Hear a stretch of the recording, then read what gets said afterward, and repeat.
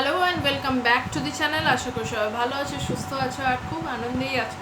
তো আজকে প্রাচীন বাংলা সমাজ সাহিত্যটা হচ্ছিল, তার 12 নম্বর পেজ দার্শনিকতা ও ধর্মমতের আগে পর্যন্ত বুঝিয়ে দিয়েছি। যারা আজকের ভিডিওটা প্রথম দেখছো, প্লিজ প্লিজ প্লিজ রিকোয়েস্ট আগের ভিডিওটা দেখে এসো, নাহলে আজকে মাথা মুন্ডু কিচ্ছু বুঝতে পারবে না। তো ওটা দেখে আজকে শুরু করা। যারা আগেরটা অলরেডি দেখেছো 12 নম্বর পেজে দার্শনিকতা ধর্মমত চর্যাপদে, সেখান থেকে শুরু হচ্ছে। তো চর্যাপদে আমরা কী ধরনের দার্শনিকতা ও ধর্মমত দেখতে পাই? সমাজ দেখতে পেয়েছিলাম, সাধারণ মানুষের জীবন, প্রেমালাপ, রোম্যান্টিকতা, প্রাকৃতিক সৌন্দর্য, সেগুলো দেখতে পেয়েছি। তো এখানে দার্শনিকতা বা ধর্মমত কিভাবে চর্যাপদে উঠে এসছে সেই দিকটা আজকে আমরা দেখব। মনে রাখতে হলে চর্যাগীতিগুলো মূলত সাধন সঙ্গীত। এগুলি দীর্ঘকাল নৃত্য সহকারে গীত হতো। সাধন সঙ্গীত মানে সাধনায় যে গান ব্যবহার করা। সাধক কবিরা তাদের সাধনার নিগূঢ় সংকেত প্রচার করেছেন এই গানগুলোর মধ্যে দিয়ে। বৌদ্ধ ধর্মের মহাযানী শাখা পরবর্তীকালে বজ্রযান, মন্ত্রযান, কালচক্রযান ইত্যাদি নানা শাখায় বিবর্তিত হয় এবং এর সঙ্গে যোগ দিয়েছিল তান্ত্রিকতা, যার অনুপ্রবেশ ব্রাহ্মণ্য ধর্মেও ঘটেছিল। কেননা তন্ত্র, মন্ত্র এবং অন্যান্য রহস্যময় গুরুপন্থায় সবই বাংলার আদিম কৌম সমাজের অর্থাৎ অনার্য সংস্কৃতির অবিচ্ছেদ্য বিশেষত্ব। চর্যাপদে বিভিন্ন যানের বিবর্তিত রূপের সঙ্গে তান্ত্রিকতার সমন্বয় ও মিশ্রণ ঘটেছিল। বুঝতে কোনো অসুবিধা হচ্ছে না আশা করি। বাংলার অন্তরের এই সমন্বয় রূপের কথা আমরা তাই প্রথমেই আলোচনা করেছিলাম। তবে চর্যাগীতি প্রাথমিকভাবে বৌদ্ধ দর্শনেরই প্রতিধ্বনি, মানে মেন যেটা পাওয়া যায় সেটা হচ্ছে বৌদ্ধ দর্শন। আর বৌদ্ধ ধর্মের মূল লক্ষ্য হলো এই দুঃখ বেদনাময় সম্মানব জীবন থেকে নির্বাণ বা মুক্তি। এই নির্বাণ প্রাপ্তির উপায় বা অবস্থাকে কেন্দ্র করেই বৌদ্ধ দার্শনিক মতবাদের বিবর্তন। কেননা শূন্য, বিজ্ঞান ও মহাসুখ নির্বাণের এই তিনটি অবস্থা। নির্বাণ মানে মুক্তি পাওয়ার, এই তিনটে রাস্তার কথা বলা হয়েছে। সহজ ভাষায় বলতে গেলে সাধনার মাধ্যমে মানুষ এই মহৎ উপলব্ধি স্তরে উন্নীত হয়। তাই চর্যাকারেরা তাদের গানে অন্তরে লীন মনোময় অনুভূতির উপরেই জোর দিয়েছেন। একথাও ঠিক, চর্যার কোথাও দেহ সাধনার কথা আছে, তন্ত্রের প্রসঙ্গ আছে, আবার তন্ত্র, মন্ত্র, ধ্যান, জপ ও দেহের অসারতার কথাও সাধক কবি বলেছেন নিরাসক্ত মনে। আসলে সাধনগীতির ঐতিহাসিক বাস্তবতা হয়তো এটাই, নানান মৌলিক চিন্তাধারা ও সংশ্লেষকে সম্বল করে তা গড়ে ওঠে এবং পরে সেই সমস্ত গুরু দার্শনিক প্রসঙ্গ কালের স্বাভাবিক নিয়মে ক্রমশ চাপা পড়তে থাকে।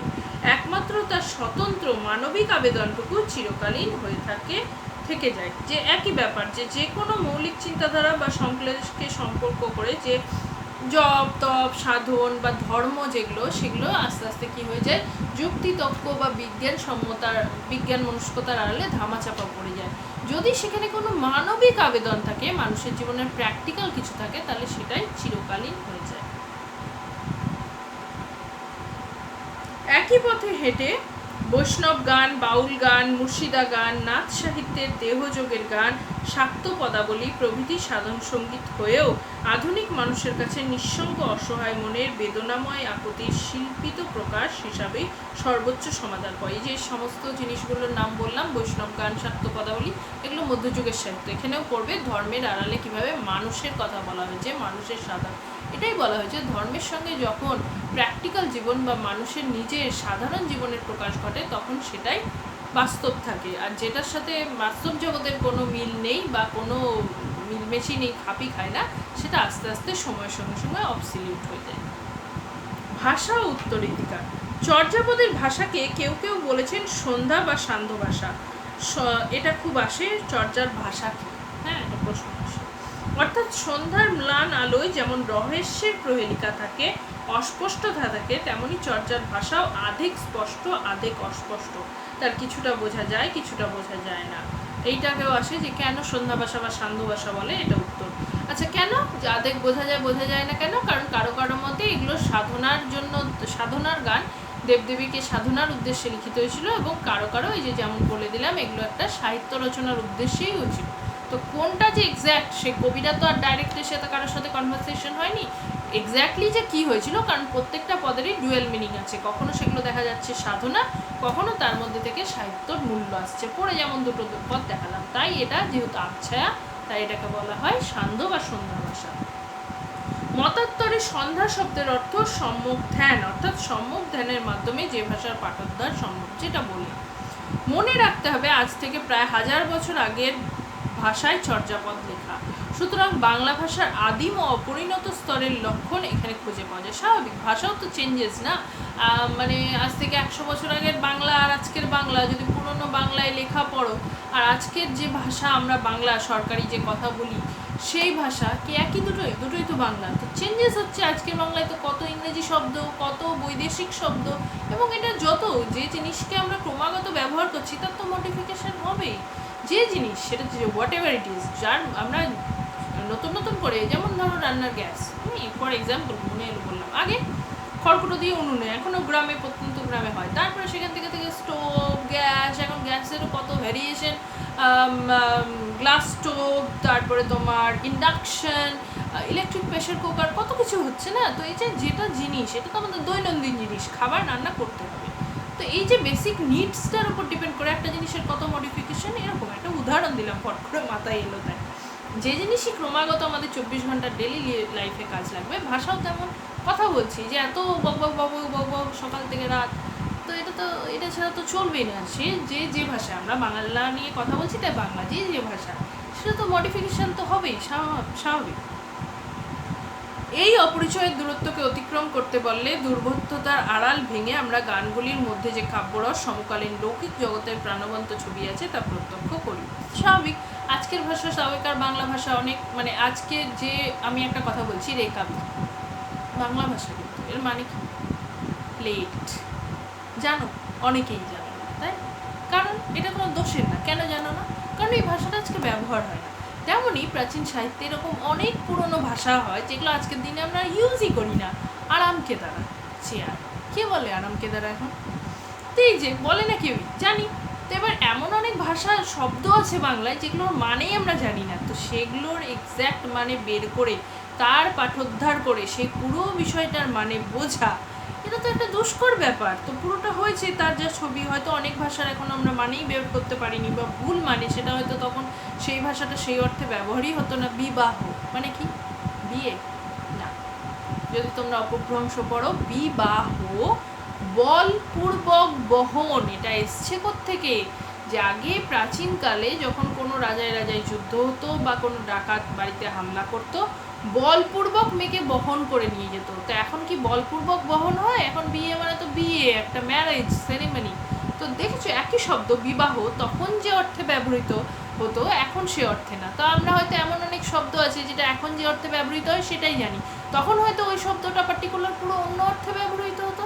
তো এই সমস্ত কিছু সমস্যা আছে, এগুলো সম্ভব না ডিসকাশন করা বা পুরোটা একটা ডিসকভার করা সম্ভব না, কারণ সেই সময়কার লোক কোথায় পাবে যে ওই পার্টিকুলার শব্দটা।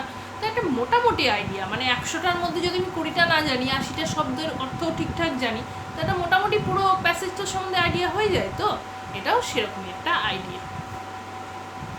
যে সময় চর্যাপদ লেখা, তখন বাংলাদেশের সংস্কৃত, সৌর্সেনী, অপভ্রংশ, মাগধী, প্রাকৃত লেখ্য ভাষার মর্যাদা পেত, মানে এতগুলো ভাষায় লেখা হতো। ঠিক আছে, এখানে জেনে রাখা প্রয়োজন, অপভ্রংশ হলো মধ্য ভারতীয় আর্য ভাষার স্থির স্তর। লোকায়ত বা প্রাকৃত ভাষার সহজ সরল রূপটি এই ভাষার ছাদে ফুটে উঠেছে। আচ্ছা, বাংলা ভাষার বিবর্তন ইতিহাসের ওপর আমি একটা চার্ট, মানে আধুনিক আর্য ভাষা থেকে কিভাবে বাংলা ভাষার উৎপত্তি এবং মাঝে কি কি ভাষা আছে, এই চার্টটা আমি তোমাদের একদিন বুঝিয়ে দেবো। না হলে ভাষা বংশ না জানলে এটা সম্ভব না বোঝা। আমি লিখিয়ে দেবো, প্লিজ লিখে দেবো। লোকায়ত বা প্রাকৃত ভাষার সহজ সরল রূপটি ভাষার ছাদে ফুটে উঠেছে। এই সময়ে বাংলায় মাগধী অপভ্রংশের সঙ্গে সারা উত্তর ভারত জুড়ে সৌরসেনী উপভ্রংশের বহুল প্রচলন ছিল, আর মাগধী অপভ্রংশের স্থানীয় গৌরবঙ্গীয় রূপের সঙ্গে সৌরসেনী অপভ্রংশের খুব বড় কিছু পার্থক্য ছিল না।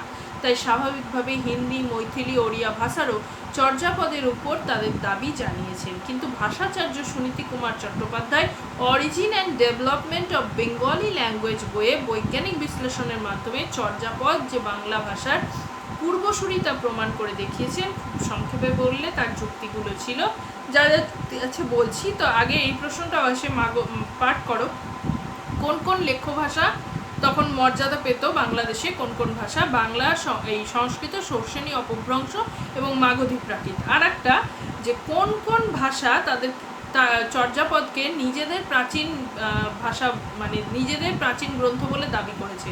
হিন্দি, মৈথিলি আর ওড়িয়া এরাও দাবি করেছে চর্যা তাদের প্রাচীন গ্রন্থ।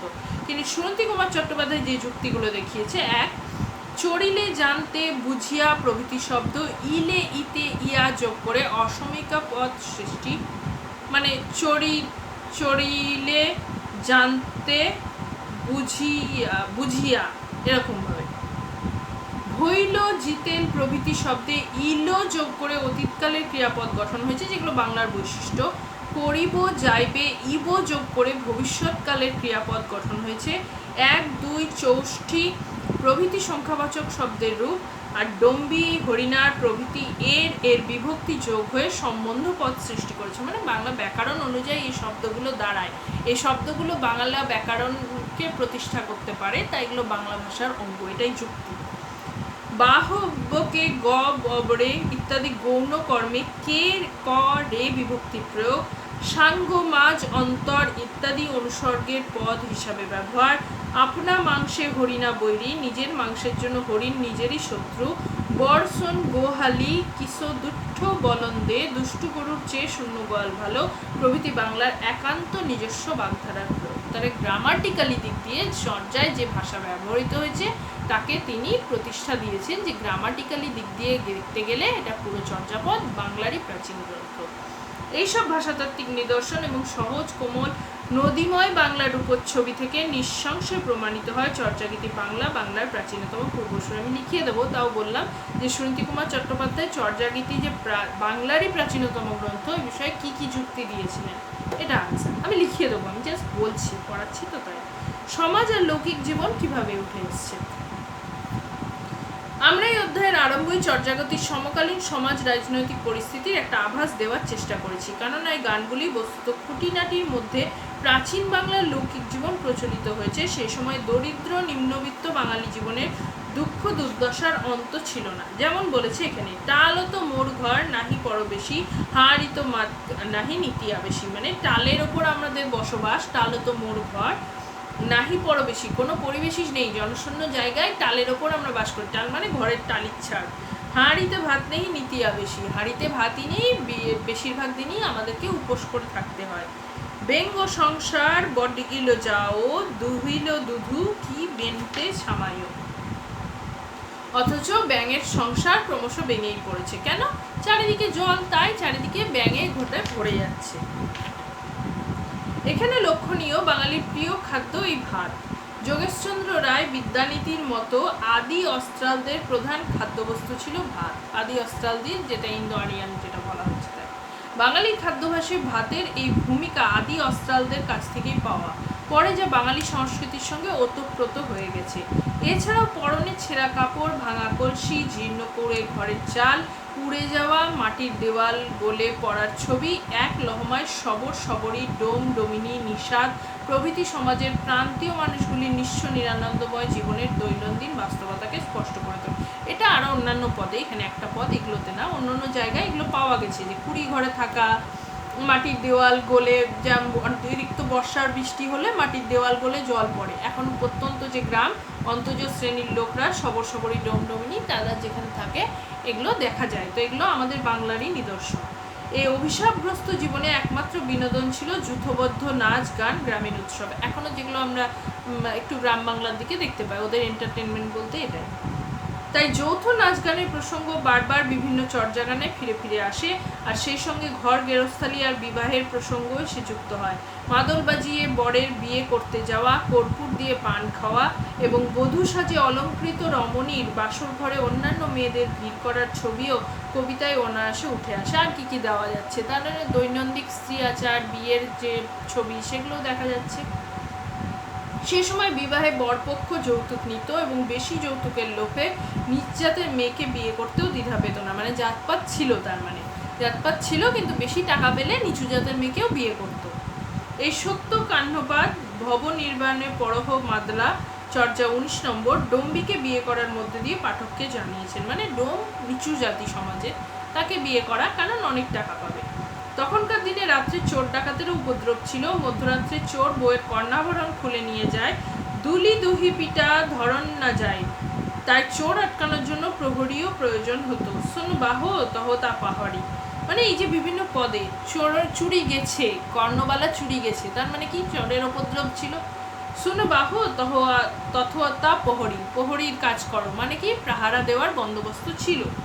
সমাজের শ্রেণীভেদ, বর্ণভেদ, অস্পৃশ্যতা ছিল। শ্রেণী, উচ্চ শ্রেণী, নিম্ন শ্রেণী, বর্ণ, উচ্চ জাত, নিচু জাত, এবং অস্পৃশ্যতা মানে ছোট জাতের থেকে দূরে থাকবো, তাদের ছোঁয়াছুঁয়ি, খাওয়া দাওয়া খাবো না, এগুলো ছিল। ডোম নিষাদ শবরেরা গ্রামের বাইরে উঁচু টিলায় বাস করতো। উঁচু টিলার মানে পাহাড়ের মতো একটু উঁচু অংশ, গ্রামের বাইরে এগুলো জায়গায় তারা বাস করতো। এই প্রান্তবাসী মানুষদের বৃত্তি ছিল তুলোধনা, দই বানানো, মদ বিক্রি, মাছ ধরা, নৌকা চালানো, পশু পাখি শিকার, জাদুবিদ্যা, সাপের খেলা দেখানো ইত্যাদি, মানে ছোট ছোট কাজ বা যেগুলো সাধারণত মানুষে করে না সেই সমস্ত। আর ধনীর ঘরে সোনার উপর অভাব ছিল না, তারা বেশ আড়ম্বর করে মন্ত্রপাঠ করে পুজো করতেন। এই ধরনের নানান টুকরো লোকজীবনের ঘটনা, মুহূর্ত ও কৃষি নির্ভর নদীময় গ্রামীণ বাংলার ছবি দিয়ে চর্যাগীতগুলো গড়া। সেখানে উচ্চবর্ণের মানুষদের পরিবর্তে প্রান্তিক, অনার্য, অতি সাধারণ মানুষের তথাকথিত অমার্জিত জীবন, সমাজ, রাজনৈতিক টানাপোড়েন ও অবক্ষয়ের দুর্বিপাককেও সুখ দুঃখের আলো আধারিতে ভরা তাদের বেঁচে থাকার ঐতিহাসিক উজ্জ্বলতা ছত্রে ছত্রে দেখা যায়। বাংলা কবিতায় চর্যাগীতির হাত ধরে নিঃস্ব, অন্তজ, দরিদ্র, অসহায় মানুষের কথা সাহিত্যের আঙিনায় এসেছিল, এ কথা আজ আমরা বলতেই পারি। না হলে চর্যাপদ না থাকলে বাংলার এই দুঃখ কষ্ট যে চিরকালীন এবং প্রাচীন যুগ থেকে এগুলো ছিল সেটা আমরা জানতে পারতাম না। এই সমস্ত চর্যাপদের পদে মানুষের অবস্থা দেখি, এবং এই অবস্থা আজকেও আমাদের গ্রাম বাংলায় অন্তর্জ শ্রেণীতে এবং নিম্ন মধ্যবিত্ত গ্রাম বাংলা, বিশেষ করে আমি একটা জায়গার নাম নেব সুন্দরবন, যদি যাও এখনও দেখবে এই চিত্র কিন্তু বর্তমানে। যারা থাকো তারা আমার থেকে অনেক বেশিই জানো কথাটা। তাই চলো, তো আশা করি বুঝতে কোনো অসুবিধা হয়নি। এই জন্য বলি টেক্সটটা জানা খুব ইম্পর্টেন্ট, গল্প জানা ইম্পর্টেন্ট, সাহিত্য জানা ইম্পর্টেন্ট, প্রশ্ন তো থাকবেই, সেটা তো দরকার, সেটার জন্য আমি আছি, লিখিয়ে দেবো নেক্সট দিন এটার প্রশ্নোত্তর। আর যারা দেখোনি পুরো ভালো করে আগে বুঝে নাও, তারপরে তো প্রশ্নোত্তর পড়তেই হবে, সেটা তো পরীক্ষার অঙ্ক।